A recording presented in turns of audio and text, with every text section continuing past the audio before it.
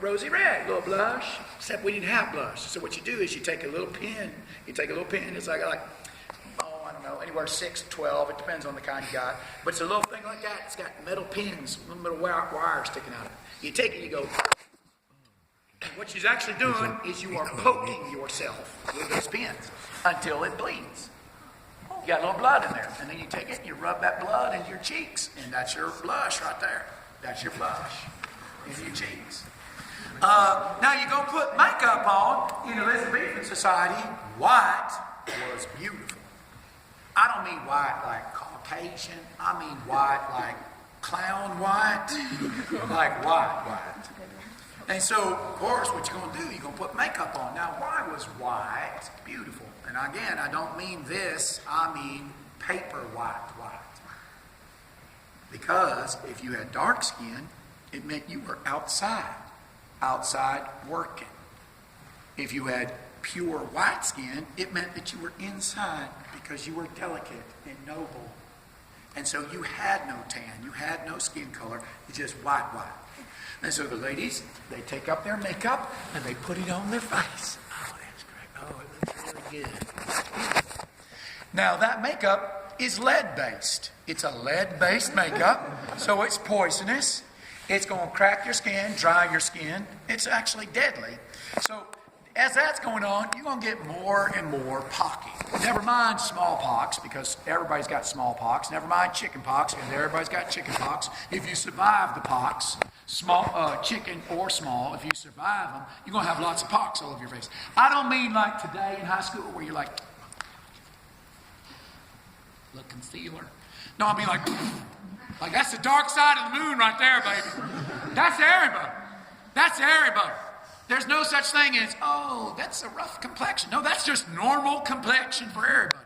So what you do is you take some of that lead-based makeup and you fill in the craters. You just fill them in. Now, later on, 200 or 300 years after, 200 years after Shakespeare, you get to put little stars and moons, like decorating, like throwing a whole box of Lucky Charms on your face. You just decorate those pock marks, and you just turn them into like a facial tattoo. You just like, look, there's a moon, there's a star, rainbows, green clovers. So they got it all. So back in Shakespeare's day, again, you put that makeup on. So you pinch your cheeks like that. The same thing with your lips. You pinch your lips, make them nice and swollen. And so then you go into court, you go into the day, there's your day, day's over. You come back, and what you're going to do is you're going to wash your face. There's no facial scrub.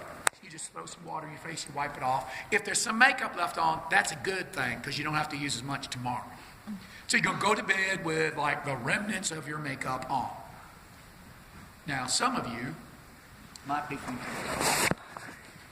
you're going to make me wear a corset for all of my life. It's going to change my ribs. It's going to change my pelvis. It's going to disrupt any baby-making plans I have. You tell me I got to actually cut myself to bleed to look pretty. I'm going to shave my head like this, pinching my lips. I put on poison.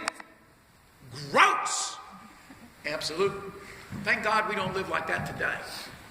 I mean, today, you can go to a doctor and he can break the bones in your nose, give yourself a different nose. Or maybe, if you don't like wrinkles, they'll inject a deadly poison into your forehead that kills your muscles. That way you don't make wrinkles. They can actually rearrange your face and pull your skin back like that so you look young and beautiful. They can actually stick a vacuum cleaner in your buttock and suck out the parts you don't like. Well, we don't have problems with beauty today. But back then, they were really weird. Yes, ma'am? You wear a corset. Let me ask you something.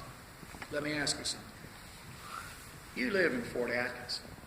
It's not the cosmopolitan capital of the world, but it is a normal city. Have you ever seen a pregnant woman wearing something that, these preggers, you shouldn't be wearing high heels and a mini right now. Do you know what I mean?